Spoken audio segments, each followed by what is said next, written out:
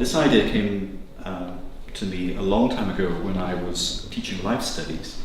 As I used to walk around the centre of the room with the backs of the easels to me, you had this kind of orchestration of scratchings and rubbings, and it could actually become quite beautiful. So what we're doing is reversing the polarity. We're hiding the drawing from people, and all that people who come into this room can apprehend is the sound of the drawing.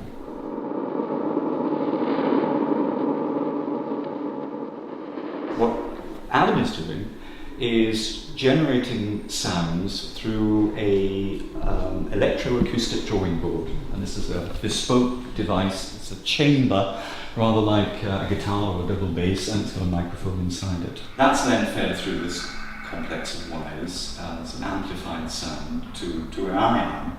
And what I've got here is a series of synthesizer filters. So I can bend the sound, I can reverse the sound, I can loop it, I can push it away, I can double it, I can bounce it from side to side. So it's a collaborative drawing where he is an oscillator sending out a signal, and I am the filter bending the signal and turning it into an audio image.